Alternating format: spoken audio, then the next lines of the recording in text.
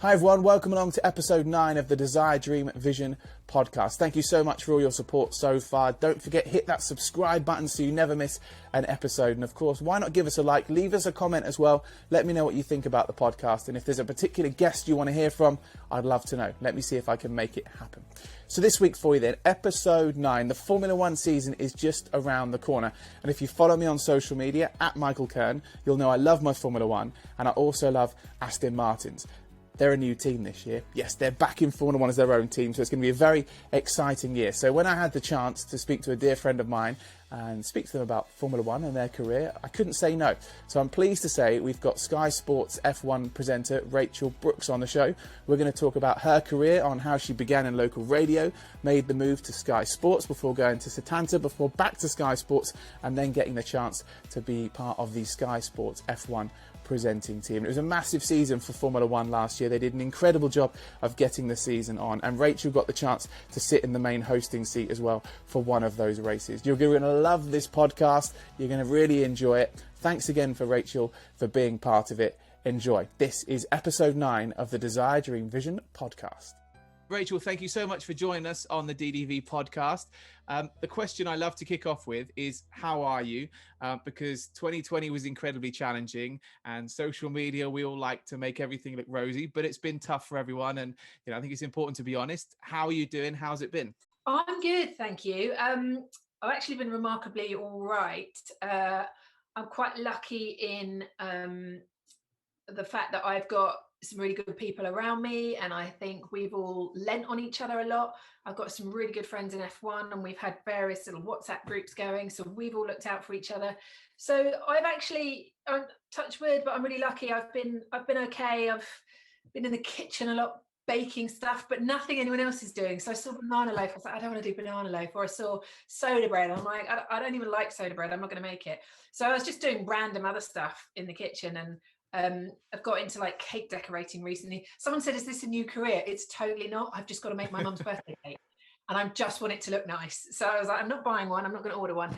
I'm going to make it myself. So just trying to find things to do, I think, is the key. And I've got loads of little projects on the go that I'm just quietly working away on and doing. And some of them might see the light of day.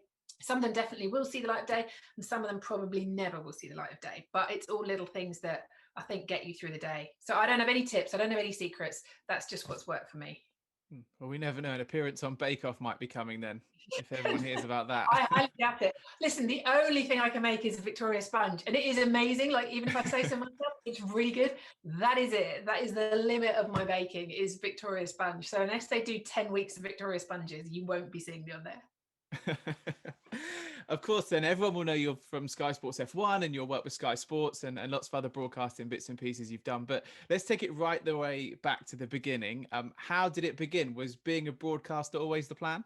So yeah, when I was really little, or I say really little, when I was about 7, I was still really tall when I was 7. I mean, I'm annoyingly tall now, but when I was 7, I was tall. But so I started out listening to this guy on the radio called Timbo Lloyd, who anyone in like the West Sussex area will have heard of if they were the same age as me. And I used to listen to him every night, and I used to listen to him under my pillow because I got given a clock radio for my birthday. And I used to listen to his show every night, and I think it finished at 10, if I'm right in remembering, but started at 7. So I would listen as long as I could before I fell asleep. I can even still remember his jingle to this day. And I loved listening to him, and I thought, wow, that's like that's his job, to do that, to just talk to people on the radio. And so from then on, I just wanted to be on the radio. And so as soon as I was old enough, I mean, even before I was old enough, really, when I was like 15, I was knocking on the door at my local hospital radio, and they were saying, no, we've never had anyone younger than 18, and no, you can't come in. And in the end, when I turned 16, I was like, look, just send me round the wards to collect the requests in. I don't care. I'll do anything to be involved. And so they let me in, and then they let me on the airwaves. And I was working with a lot of people a lot older than me. You know, most of them were sort of 40s, 50s kind of age, but I just loved it. I mean, my music knowledge now, we joke when we do pub quizzes and stuff, I know loads of records from the like 60s and 70s because I played them on hospital radio. So I can spot an intro from the 60s because, you know, Marjorie on Ward 7 always used to request it on a Wednesday night or whatever it was. So, but yeah, I loved it, and they let me loose on the radio. And then I did that for quite a while, and through that I met loads of people working in amateur radio. So there's a part of radio I think a lot of people have no idea about, and they're called RSL stations, which are restricted service license, I believe. And they get given frequencies for like a month, and the aim is to raise money for charity. And so I started working on quite a few of those because a lot of the people involved are amateur, and so you meet them doing hospital radio and things. And I worked on a few of those. I worked on one called Susie FM, and then I worked on one called Trust FM. And on one of those, I got the opportunity to do my own dance music show because I love dance music, house music. And I then heard about a competition on Kiss in London, Kiss FM, which was a search for a DJ competition. And so I entered it because I'd been quite obnoxious, and basically I'd been sending out demos of myself to all sorts of agents and radio stations, and everyone's like, yeah, thanks, but no thanks. And then I entered this Kiss competition and just put a little demo together myself, sent it in, and ended up winning it. And part of the prize was, I mean, it was judged by Bruno Brookes, who at the time was a big name and presenting Top of the Pops, Radio 1, all that sort of stuff.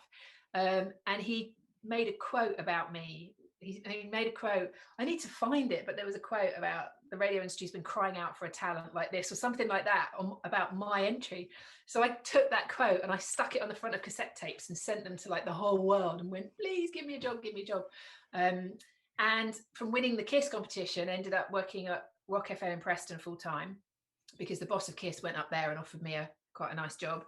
So I went up there, and then from there, I then badgered, I kind of targeted after that. I badgered the boss at Power FM, which you know very well.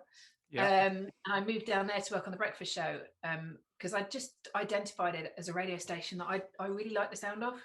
I liked their ethos. I liked their breakfast show. I liked the shows I was listening to. And I was lucky that the co-host on the breakfast show, Anna Schofield, left, and they were looking for a replacement. So I went for it and ended up getting the job. And then from there, TalkSport Radio, and then fell into Sky, which is another long story. Yeah, massively. So starting off with radio, obviously it's an amazing medium. And I guess for you working on the breakfast show at Power FM, that's kind of one of those slots, isn't it, in broadcast radio, where if you can do drive time or breakfast, that's kind of what everyone aims for. And you've pretty much ended up on the breakfast show pretty early doors in your career. Yeah, I was really lucky. I mean, I used to say, and I still say now, I can't believe I got paid to just go and have fun every day and just talk rubbish. I mean, the content is just anything you can think of that might cheer people up on their way into work, or something people are talking about that day, or what we watched on TV last night. And I did late shows, and then I went straight to breakfast, and it was amazing. I mean, we had a great run on that breakfast show. It was when Chris Moyles left Radio 1, and they had various replacements, and when we were up against Chris Moyles, you know, we were always going to lag behind him. But as soon as they brought in other replacements for him, our figures went right up, and, you know, we did so well. We were so lucky with our timing. And I loved it. I really enjoyed it. It was a great part of the world to live in. I loved living down the South Coast. And I just had a whale of a time, really. It's the best. I think it's definitely the best job I've ever had. I mean, I literally would go in the morning. Yes, you're getting up at 4:30, but you do get used to it after a while. And I'd just go in and have fun with my friends. And they genuinely were my friends as well. We would hang out at weekends. We would go and do stuff. So it was just a really, really nice time, I think. I loved it. Absolutely loved it. Transition then from being a dance music lover to getting involved in sport. How did that happen to get into TalkSport from a radio perspective? So when I was at Power FM, a friend of mine, Sarah Beatty, married to James, who you'll know, she was asked to start doing some TV stuff for TalkSport because they were starting up a TV channel. And there is footage of this on the internet somewhere. Like, it's really embarrassing and really, really old. But they decided that they were going to put the radio station on TV. Now, everyone does it now on YouTube, don't they? All the radio stations broadcast on YouTube. This is a long time ago. This is before any of this happened. And they decided to get a TV channel right at the far end of your EPG page on your TV, and just put the radio output on there. And when they got to ad breaks, because the people who bought the adverts on the radio hadn't paid for a TV advert, they had to cut to us in a little broom cupboard, just reading out sports stories. And Sarah got a job doing it and said, look, they're looking for other people. Why don't you apply? And so I did, and I got a job doing it. And I ended up sitting in this tiny little broom cupboard. And we were all really young. I mean, I say really young. We were young at the time. And the guys in my ear, the producers, the guys and girls, would say all kinds of stuff to throw you off. I mean, I was reading a bulletin once, and they were saying stuff in my ear to make me, they were like, oh no, the sign's fallen down behind you, the desk's wonky, all these things as you're trying to read a sports story out on air. But it was the best preparation ever for live TV, because you just have to filter out all these noises going on, carry on doing what you're doing. We didn't have auto cue. We had one camera stuck in the corner of the room, so you couldn't move. You had no computer in front of you. You literally had to go out into the office, type stuff up or read stuff, bring it in on bits of paper and memorize it, and then read it down the camera or deliver it down the camera. I mean, it was total shoestring, but it was so much fun. There was one occasion where one other presenter, I won't tell you who it is, they cut to her and she wasn't ready. So she crawled under the desk to hide for the 3 minutes of the ad break because she wasn't ready and didn't have anything prepared. And it was that kind of, but it was great fun. And like, I'd like to say nothing throws me now, but I've been in some pretty weird situations since, and I've managed it just because I had some great practice with them. Yeah, that experience. It's always learning experience, isn't it? Those things when you're starting. I find that with live events, you never know what's coming your way, and it's not going out on TV. So if it goes completely wrong, it's not the end of the world. But it teaches you so much for when you are with that live camera environment. So you're at Talk Sport doing these TV segments, and then the journey to Sky Sports. How did that happen? So I'd started doing some bits of work on Talk Sport when I was at Power FM. So I combined the two. So I did Talk Sport and Power FM for a while together. And I bumped into one of the Sky Sports presenters while I was at Talk Sport one day. And I just happened to mention to them that, you know, look, is there anybody I can talk to at Sky or anyone I can email at Sky? I'd really like to get in there. And also James Haddock, who was our newsreader on Power FM, had moved to Talk Sport. And then when I got to Talk Sport, he'd moved to Sky. And I was like, oh, okay. And James was telling me how good it was and how much he was enjoying it. And I got the name of the boss of Sky Sports News, a guy called Andy Cairns. And I started writing to him. And I would get the usual rejection letters, thanks very much, not enough experience, or we're not hiring at the moment, or whatever. But I wrote to him for 5 years non-stop. And then eventually one day, like the way it happened is just the weirdest thing, because there are moments in your life, it's those sliding doors moments, right? And I was in work one day, and I got called into my boss's office. And I was doing the sports news at this point on the Talk Sport breakfast show. So when we did the TV folded, but they took me on full time to do sport on the Talk Sport breakfast show. And I was doing that. I was quite happy doing that. My boss called me in and he said, look, we've got a bit of an issue. We need to swap you onto news because we're having a few issues with news, and we'll trust you to do the news and not, you know, land us in trouble, stuff not happen, whatever. And I said, I don't really want to do that. I came here to do sport. And he said, well, go and have a think about it, you know, but we really need a favour because at the moment news is in trouble. And I thought, do I want to go into news or not? And that afternoon, I happened to have my first interview with Sky Sports News with Andy Cairns. And I went up and I had the interview, and he asked me questions. I mean, you know, county cricketers' averages and things like that were thrown in to make sure I knew my stuff. And I had swatted like nobody's business, and I didn't get a single one wrong. And he said, well, if you quit your job tomorrow, I'll give you a job tomorrow. So I went back to my boss the next day at Talk Sport and I said, you know, is it news or nothing? And he said, yes. And I said, then I quit. And he was like, and I said, and I'll work my 1 month's notice, but I'm not working on news. I'm staying on sport. And so I did. And I rang Andy Cairns up and said, I've quit my job. I hope you were serious. Luckily he was. And that's how I got in. That's incredible. That's really cool. But I could have, you know, I mean, I could have just accepted the news role at Talk Sport and said, yeah, okay, I'll do it. But I just said, no, I've not done anything wrong here. You know, I've done everything you've asked of me. And because you've got issues on that side, I don't want to leave sport. I want to stay doing sport. So, yeah. You got yourself into Sky Sports, and then an opportunity comes up to go to Setanta.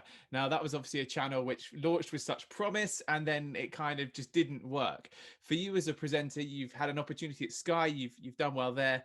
To move to Setanta, I guess, was a bit of a gamble. And then when it didn't quite pay off through no fault of your own, I guess that was an interesting period.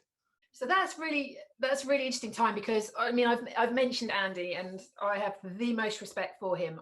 What he did was amazing and phenomenal. And I wish he was still there as a mentor for me, because I really miss not having a mentor there like that. But so it was really difficult. So at Sky Sports News, I've been reporting and I've been doing stuff. And then I said, look, any chance, you know, I can do some more screen tests and maybe present one day.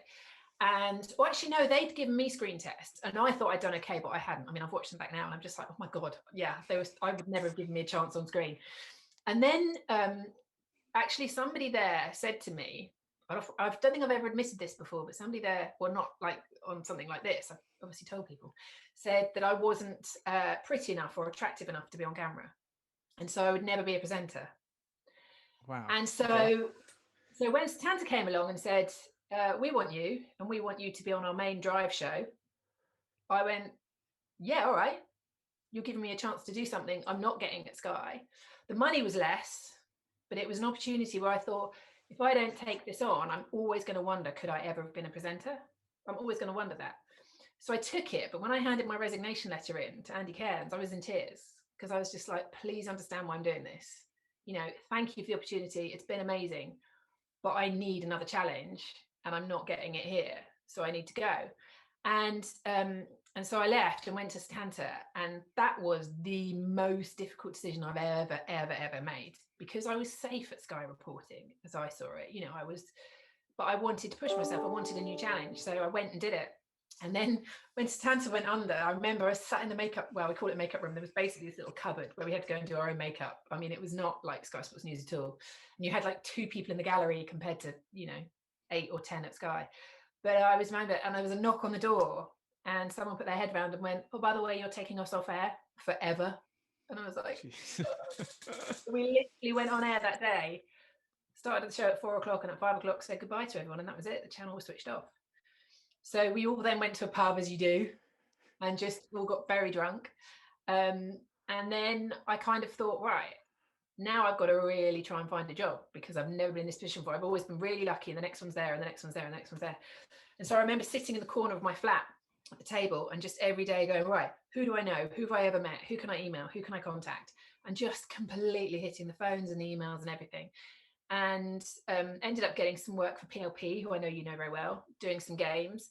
I went to the World Cup in South Africa with Bloomberg TV, which was for 5 weeks in South Africa covering the World Cup. Was just amazing. I mean, I ended up in hospital with exhaustion while I was out there, but the actual job was, it's an amazing experience.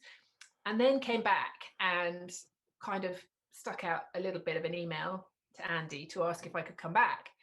And he said I had to go higher than him and speak to someone else, because it wasn't up to him, because people who'd left Sky to go to Tanta, a rival challenge, let's face it, weren't really, shouldn't really come back.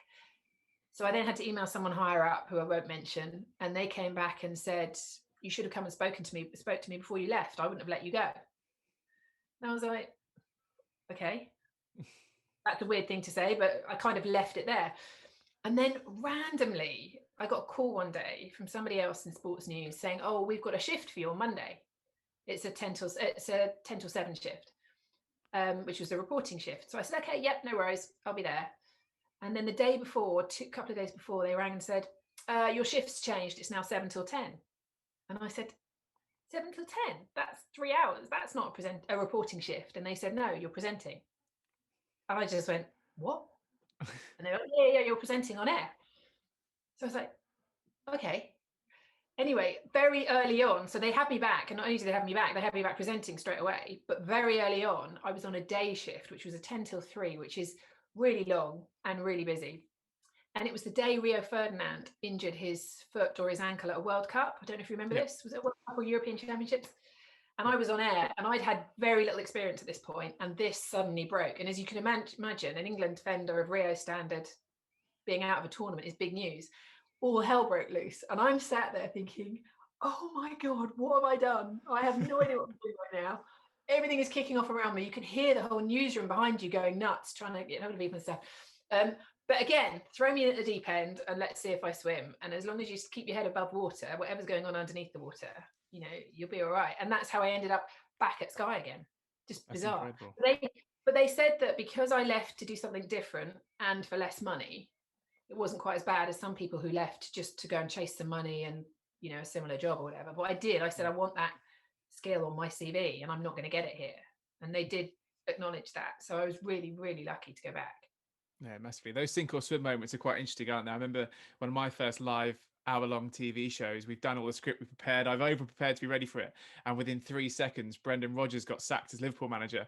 And the producer in my ear's gone, Michael, you know that prep we did for your first big live show? Yeah.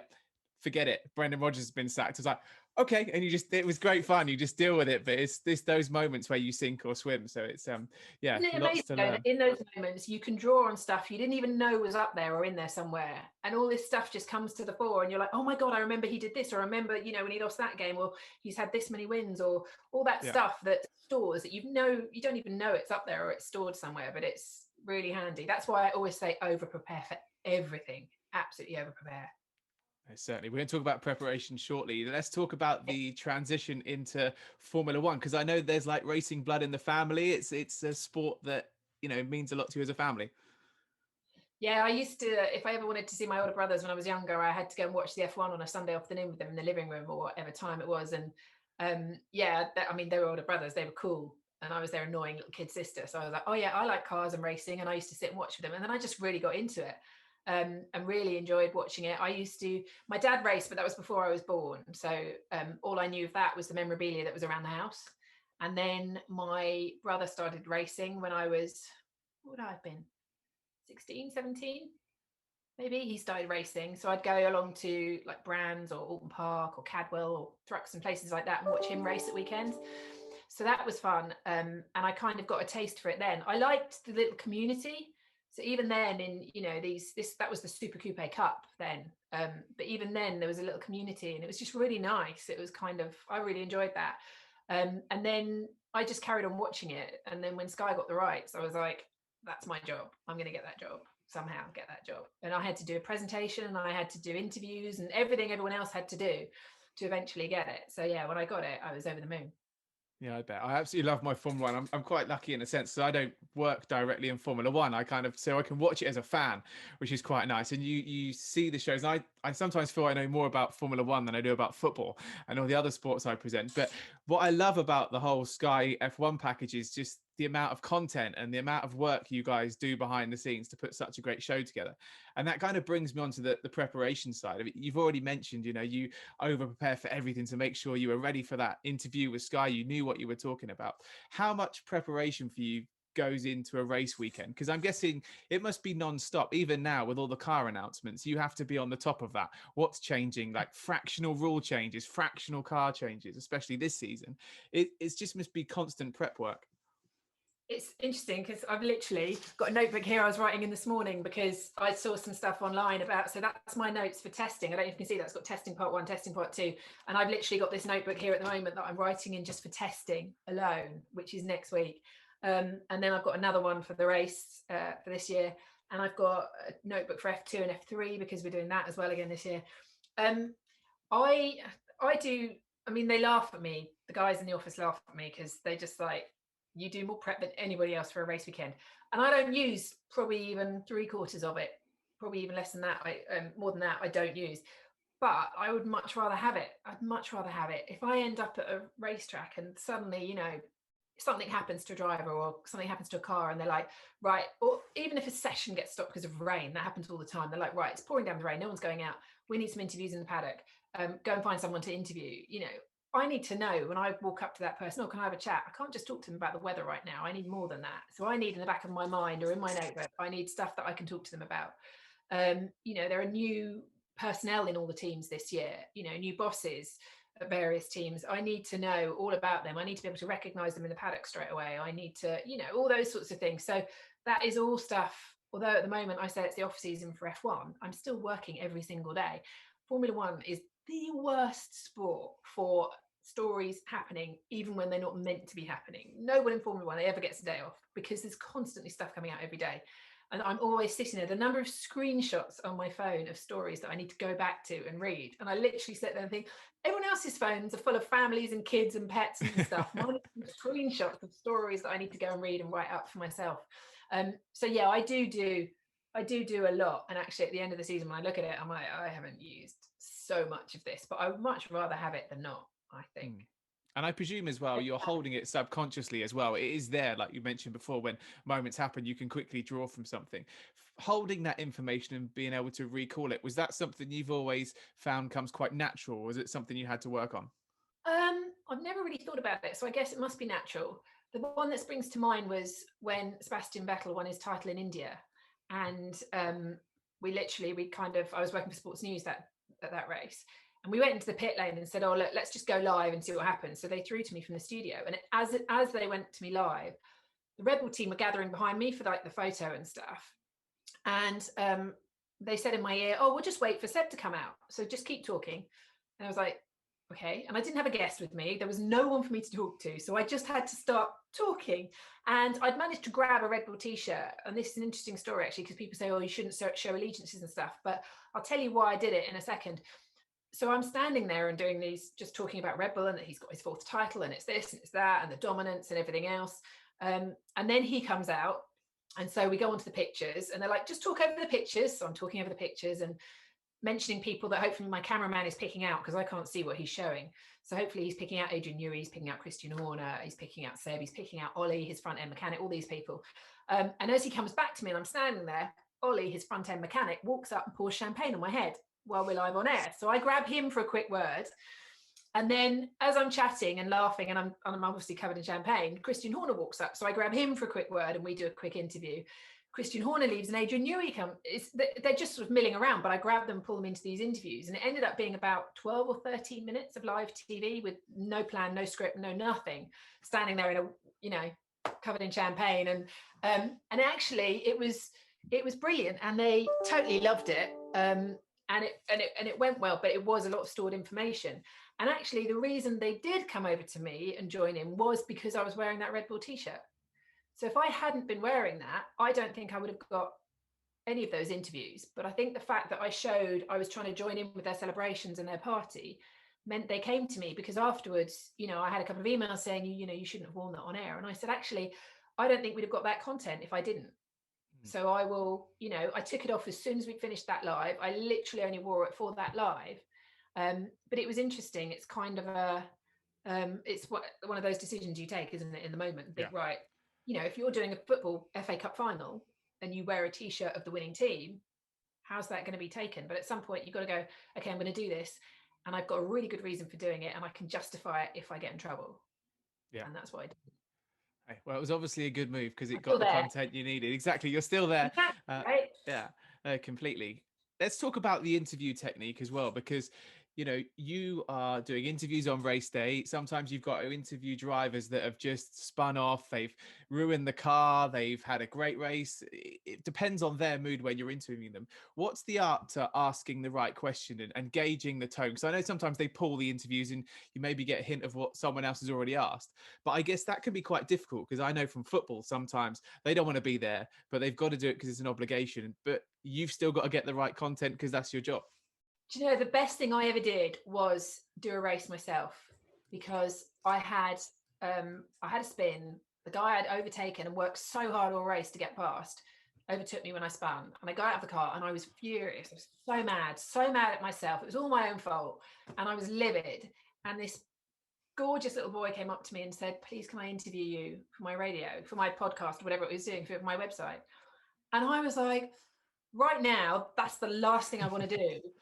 But I said to him, yeah, of course you can. And in my head, I went, oh my God, that's how they feel when they walk up to me. That's how they feel. All I wanted to do was go and talk to Johnny, come to watch the race, Johnny Herbert. And all I wanted to do was go and offload to him and say, I did this and I can't believe I did it. And this little kid, and I was like, right, okay, I get it. I need to keep this in my head now for every single race I do. I need to keep in my head that they're walking in there and they might have just had the worst day they've ever had in a car. And I'm going to probe them and go, oh yeah, but you did that wrong. You did that, think about that, use that in future to work out how you're going to phrase your questions. I don't know if it's made a big difference. I would like to think it has, but it was absolutely invaluable just to think, okay, I get it now. I really get it. And also I think it's really personal as well, because obviously we get to know, we're lucky, there are only 20 of them and we see them at every race. It's not like you for football where you might have a different match every weekend of the season. You never see the same team twice. So I get to know their personalities. I get to know their habits. I get to know the drivers who will gloss over anything. They'll always look at the positives. They'll always be on the bright side. I know the drivers who, when they walk in, Lewis, for example, everyone thinks can be really blunt and difficult. He's emotional. He wears his heart on his sleeve. And as soon as you realize that and understand that, you're never offended by his answers. Because I get people saying he needs to apologize. He was really short with you. I was like, he absolutely doesn't need to apologize. I get it. I understand him in that moment and in that sense. So I'm never offended by it at all. You know, if they're rude to me or, you know, have a go at me for something that I haven't done, then yeah, I'll be offended. But not if they're just short with their answers. And, you know, yes, they've got to do the interviews. They're there, they're doing the interviews. If they don't want to talk, they don't want to talk. You can't push them. You need to know that moment where you go, okay, I'm going to let you go. Not a problem. Yeah, they're human, aren't they? Like us all, we have those moments. Yeah. What's been your favourite interview you've done so far? That's really hard. I can't even think of one. That's really bad. I can't think of us. I mean, I loved going to Sergio Perez's home because it was a completely different environment. I loved doing that because it was just somewhere completely different. He was relaxed, his family were relaxed, and we were chatting away. But in terms of absolute favourite, I don't know. That's really hard. I like lots for lots of different reasons. I actually like, which is going to sound really weird, there was one in Mexico with Sebastian Vettel, who was being really difficult and really awkward. But it always sticks in my head as an interview because he'd been pressurizing Max. They'd had a little bit of a scuffle on track. I think it was Max. There was stuff going on.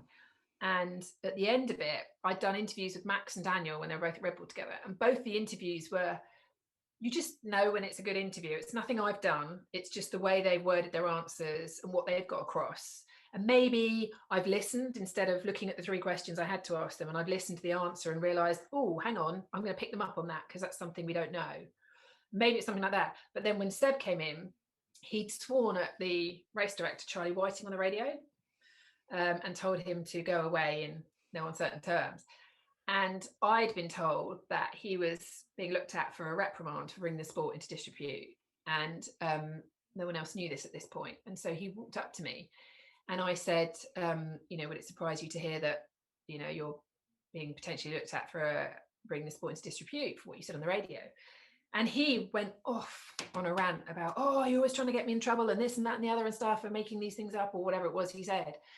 I was like, no, you are being looked at for, you know, for a charge here.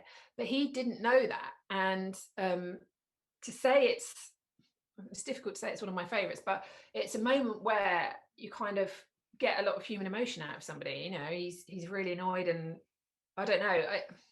I wouldn't say it's a favorite, but it's definitely one that sticks in my mind because at that point, also things I could have learned from it. So what I learned from that was that I should have said to him, Seb, just to be clear, I've been told that the FIA are looking into this, and this is something you're going to be dealing with later on. So yeah, I learned from it because I should have handled that differently completely as well. Do you have a favourite race on? Yeah, do you have a favourite race on the calendar? Is there one you look forward to every year? I mean, I love Texas.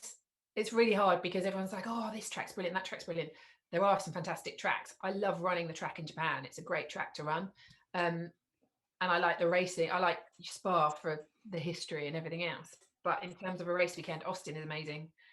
Whatever it is, it's about that time of year. Everyone's in a good mood. The city is amazing. It's a great place.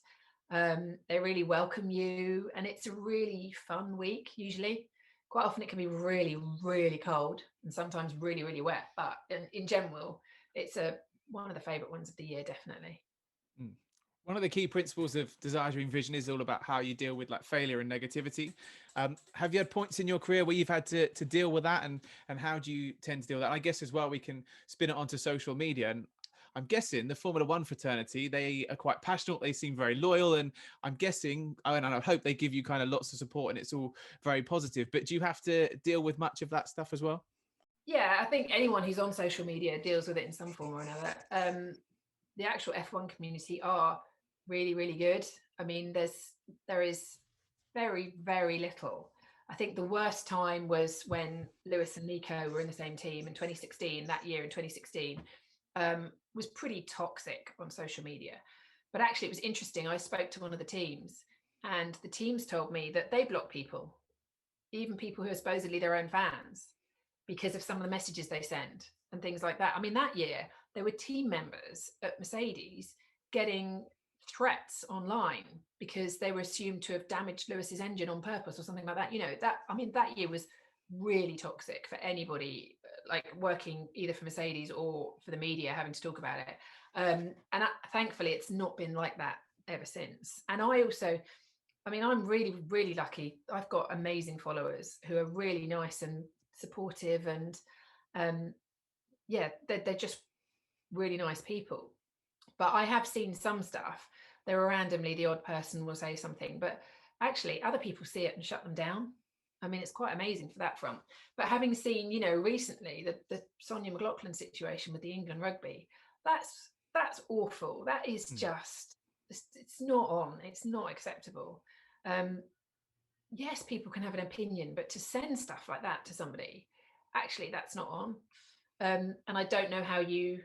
I don't know how you stop it. I've seen people saying that, you know, people online need to be more accountable. I don't see why anybody online should, on that sort of platform, should be anonymous, because the very fact you're on there means you're not anonymous. So I don't believe anybody on Twitter or Instagram, whatever, should ever be able to be anonymous. Everyone online should be accountable. I feel, but no, I mean, from that point of view, the social media does so much good though as well. I mean, especially doing this, you were talking about lockdown at the start. I try to find nice stuff and happy stuff during this. There are some amazing accounts. It's mostly animals, I'm not going to lie, but there's a lot of stuff that just makes me smile. And I tend to post that a lot at the moment. I post information for F1, and then I just post stuff that hopefully will make people smile. No, I love that. I totally agree with you with the anonymity thing as well. And for me, I don't understand why you don't have to like register who you are. And even if you don't want to put your personal name, and, you know, there are, you know, some great accounts on there for people that are trying to shed light on stories that they personally don't want to come out with, maybe if it's about sexuality, but there's got to be a way you have to register and be accountable for that account. And don't, you know, if you're in that position where you're trying to share something positive, but you want to keep your identity, that there's a button for that, but at least they know who you are if you start spouting rubbish off. But, you know, hopefully they'll fix that at some point. They need to. Yeah, I think there's a way to be anonymous in the sense of, in what you're talking about, yes, you can start an account and it doesn't have to be your real name, but behind that account is a real name and a real email address that is accountable. Yeah, I think that's hopefully the way forward. A big thing for me as well is appreciating the moment. You had the opportunity last season to host the main show. It was a very difficult season. There was race after race, and the whole team did an amazing job. It was great to watch. But for you, did you get a chance to enjoy that moment and take a breath afterwards? If I could tell you what was going on behind the scenes at that race, you would never believe me. That was my biggest achievement, was the fact that everything that could go wrong was going wrong. I mean, we had somebody basically trying to get on the plane and being told no because their coronavirus test result hadn't come back. So they were immediately ruled out of the weekend, which threw everything up in the air straight away. We had the smallest crew we've ever had on the ground, which meant I didn't get to rehearse for the qualifying show. So that hour and a half build up to qualifying, you know, you didn't get to rehearse that.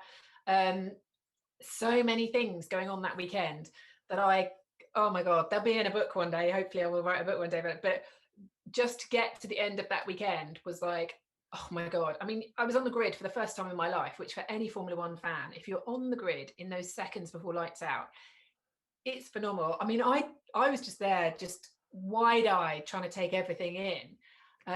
And then having to relay stuff. I'm like, oh yeah, I need to talk. Oh yeah, I'm on TV, I'm working, hang on. And then in my ear, as I'm talking to Corinne about something in my ear, they're going, Lewis is being investigated.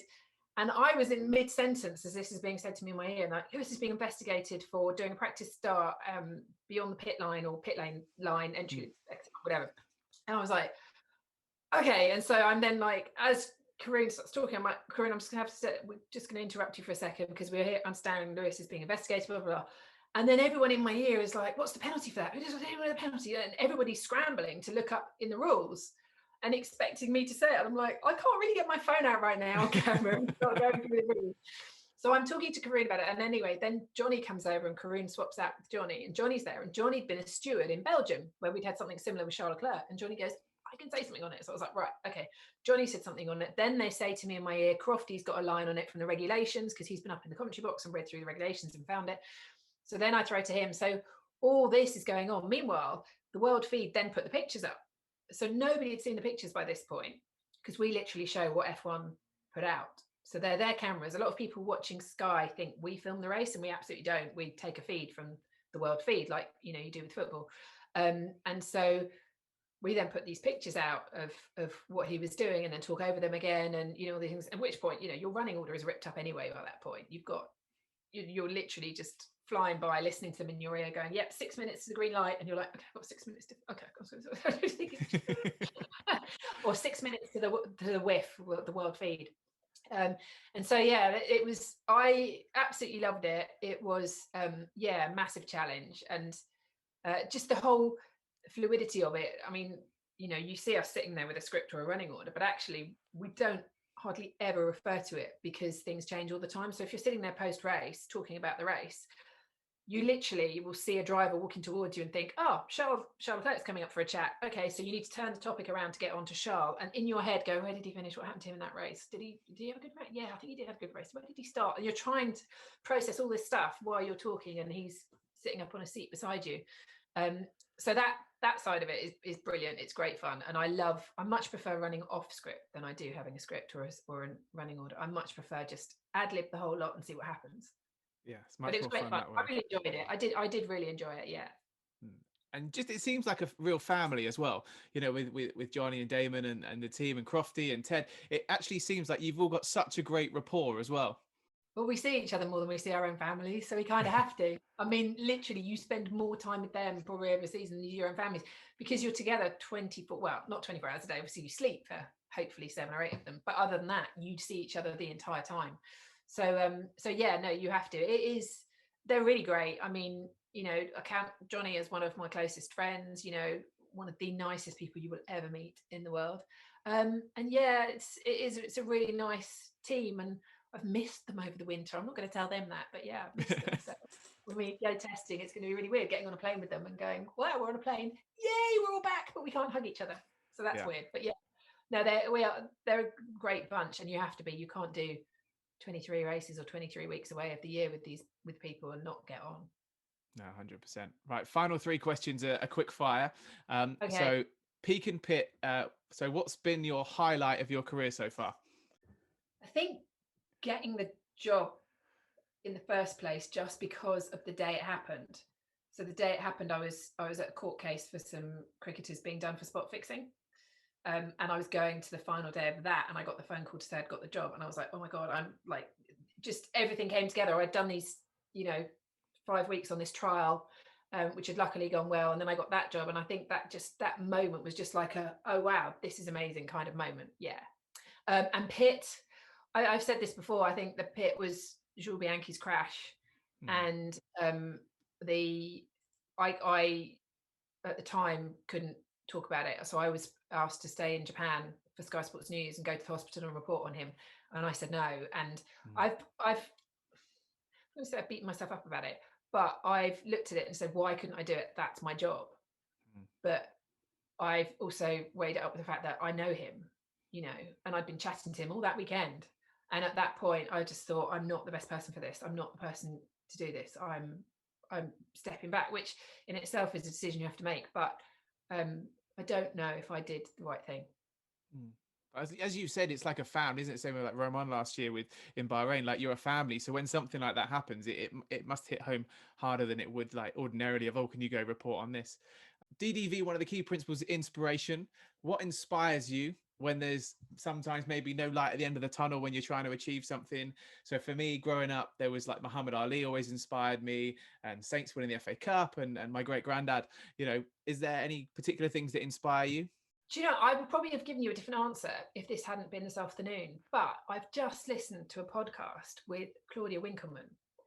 And I find her really inspiring, because I find that, or I feel that she is herself, and she is not afraid of anyone or anything or any judgment. She is just herself. And I think that is so incredibly powerful. And I think not enough of us feel that we can be our true selves.